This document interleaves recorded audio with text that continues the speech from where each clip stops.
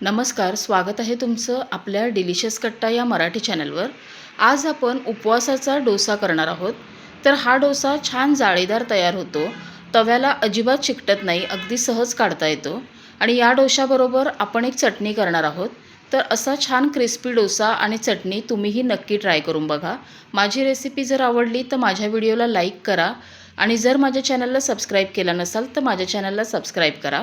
तर चला आता हा डोसा आणि चटणी कशी करायची आहे ते बघूया। आता इथे गॅसवर मी एक कढई ठेवली आहे, त्यात मी एक पाव कप साबुदाणा घालून घेणार आहे।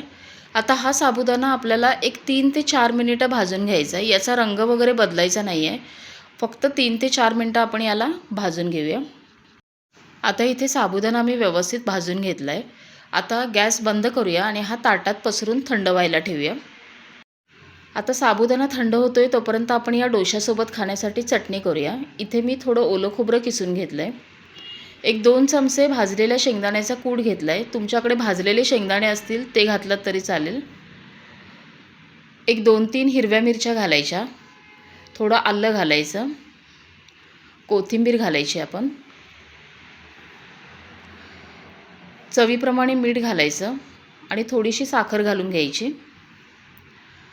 आता याच्यातच थोडासा लिंबू पिळून घ्यायचा आणि हे पाणी घालून मिक्सरला एकदम बारीक वाटून घ्यायचं आहे। आता इथे चटणी मी एकदम बारीक अशी वाटून घेतली आहे। याला फोडणी घालूया। आता थोडं तेल गरम करून घेतलं आहे, त्यात थोडं जिरं घालायचं, कढीपत्ता घालायचा आणि ही फोडणी आता ह्या चटणीवर ओतायची आहे। इथे आपली डोशासोबत खाण्यासाठीची चटणी तयार झाली आहे। आता साबुदाणे गार झालेत, आता ते आपण मिक्सरच्या भांड्यात घालून घेऊया।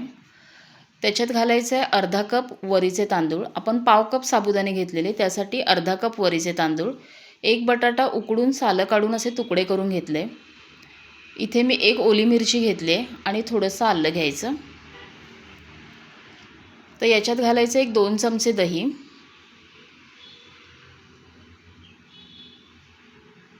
आणि आता हे पाणी घालून एकदम बारीक वाटायचं। आता इथे बघा, इथे मी हे एकदम बारीक वाटून घेतलं आहे। वाटताना मी 1.5 कप पाणी घातलेलं, आता अजून एक अर्धा कप घालते, म्हणजे एकूण मी 2 कप पाणी घातलं आहे। सगळं प्रमाण एकाच कपने मी मोजून घेतलं आहे।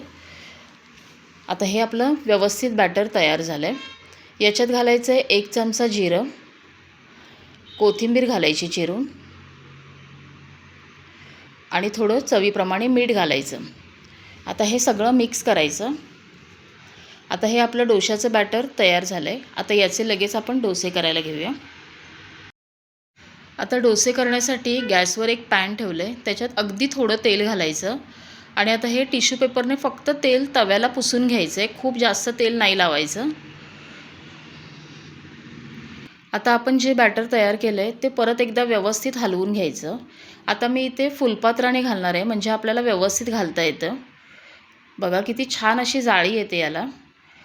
आता गॅस मीडियमच ठेवायचा आणि मीडियम गॅसवरती हा डोसा खालच्या साईडने भाजून घेऊया। आता डोसा वरच्या साईडने कोरडा झाला की तुम्हाला तूप आवडत असेल तर वरून तूप लावा, बटर लावा किंवा तेल, जे काय आवडत असेल ते लावा। हे बघा अगदी सहज निघतो, तव्यापासून अगदी सहज सुटतो। आता हा छान असा खालून भाजला आहे, क्रिस्पी झाला आहे। आता हा काढून घेऊया। आता दुसरा डोसा घातलेला तोही बघा अगदी व्यवस्थित झाला आहे। आता काढून घेऊया आणि राहिलेले डोसे करूया। आता इथे आपला उपवासाचा डोसा आणि त्यासोबतची चटणी तयार आहे। तर हे डोसे खूप सुंदर होतात, अगदी जाळीदार आणि क्रिस्पी तयार होतात, चवीला तर खूपच सुंदर लागतात। असे डोसे तुम्हीही नक्की ट्राय करा। माझी रेसिपी जर आवडली तर माझ्या व्हिडिओला लाईक करा, कमेंट करा आणि जर माझ्या चॅनलला सबस्क्राईब केलं नसेल तर माझ्या चॅनलला सबस्क्राईब करा।